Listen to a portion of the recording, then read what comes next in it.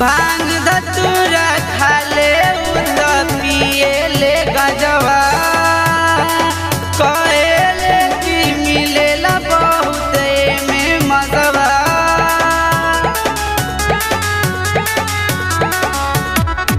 भांग धतूरा खाले उद पिए ले गजवा कहेले कि एकरा में मिले बड़ी मजवा।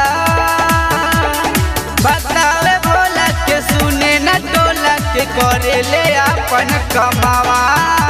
कंवरिया सजाइला भैया तो चले के बाटे देवा घर नगरिया।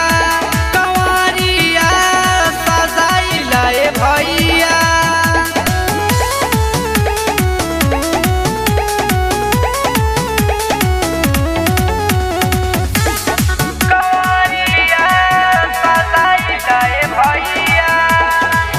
कोई पूजा करेला कोई सोमारी भूखेला मेरुआ रंग के कपड़ा पहनी के सब लोग दर्शन करेला।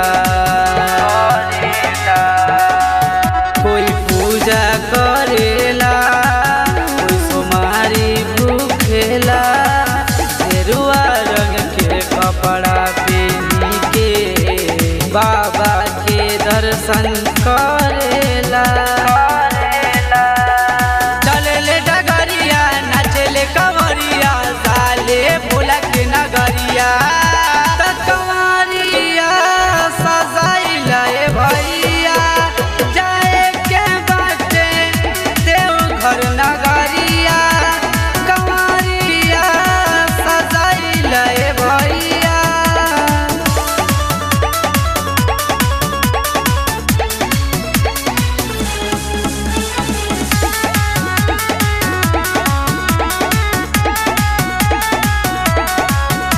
हरे बरस बदरिया हो माथे बांधिला पगरिया हो भोले बाबा कृपा करी हे सूरज ना करना दुनिया हो। हरे बरस बदरिया हो माथे बांधिला पगरिया हो भोले बाबा कृपा करी हे सूरज ना करना दुनिया हो।